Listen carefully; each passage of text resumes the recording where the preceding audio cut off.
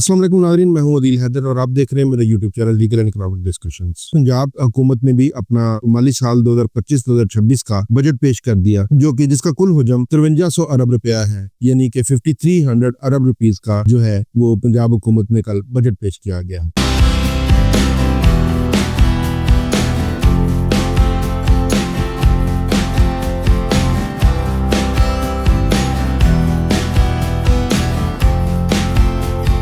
Provincial level पे कोई इतने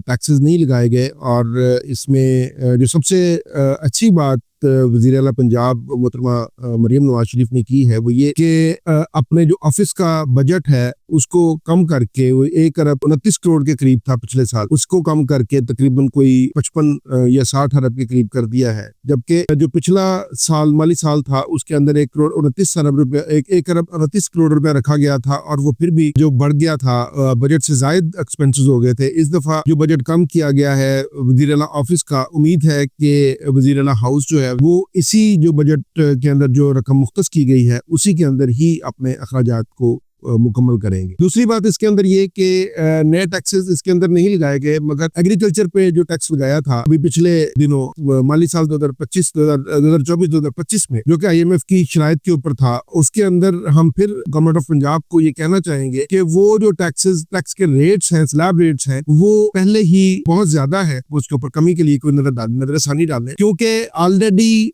जो एग्रीकल्चर सेक्टर है वो पाकिस्तान में बहुत कम टैक्स दे रहा है और अगर हम उसके ऊपर इतने बड़े स्लैब के साथ टैक्स की आमदन के ऊपर उसके ऊपर टैक्स स्लैब रख देंगे तो उसके ऊपर कौन टैक्स देगा, नंबर 1। नंबर 2 ये कि पिछले 2 सालों से हम ये देख रहे हैं कि जो किसान की ज़रूरी आमदन है वो बहुत कम हो गई है और उसको आमदन की बजाय उसको नुकसान का सामना करना पड़ रहा है। जैसे कि अभी पिछली चावल की फसल है, गन्ने की फसल है और उसके अलावा जो गंदम की फसल है वो उसके ऊपर अखराजात उनके ज्यादा है और जो उसका जो सेल हुई है वो तकरीबन 2200 रुपये मन ओपन मार्केट में सेल हुई है, जो नुकसान का बायस बनी है। पंजाब गवर्नमेंट का बजट पेश किया गया, उसके अंदर जो तनख्वाहों में इजाफा किया गया वो 10% इजाफा किया गया और पेंशन में बहुत कम इजाफा किया गया 5% के हिसाब से, जो कि बहुत कम है क्योंकि रिटायर्ड आदमी तो कुछ कर भी नहीं सकता जो कि साथ में कोई अपना काम कर ले। रिटायर्ड आदमी तो बिल्कुल रिटायर होता है और वो घर में बैठा होता है और अगर उसकी जो पेंशन है वो पहले ही कम होती है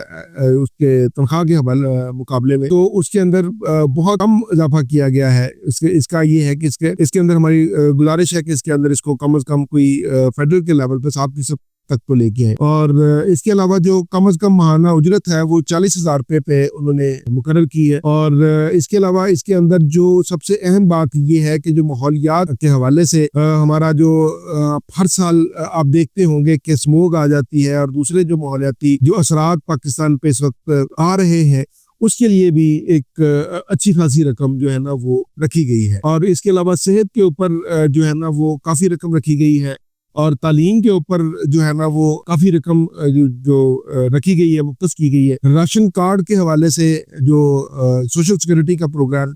शुरू किया हुआ है या करने जा रही हैं उसके ऊपर तकरीबन 40 अरब रुपए रखे हैं। आसान कारोबार प्रोग्राम जो लोगों को कर्जे मिल रहे हैं कारोबार करने के लिए उसके ऊपर 70 अरब रुपए रखा है और अपना घर अपनी छत के ऊपर 150 अरब रुपया रखा है और जो माहौलियात में ही इलेक्ट्रॉनिक बसें आ जाती हैं उसके ऊपर 40 अरब रखा गया है। और इस तरह ट्रांसपोर्ट का जो बजट है उसके अंदर जो पिछला माली साल 2024-2025 का बजट था उसके अंदर 205% का इजाफा किया गया, यानी कि उसको डबल कर दिया गया है, डबल से भी ज्यादा कर दिया गया है। और इसके अलावा जो ज़राअत है उसके अंदर जो बजट रखा गया वो 11% इजाफा किया गया पिछले साल की निस्बत। ग्रीन ट्रैक्टर इनिशिएटिव जो है वो लिया हुआ है, उसके अंदर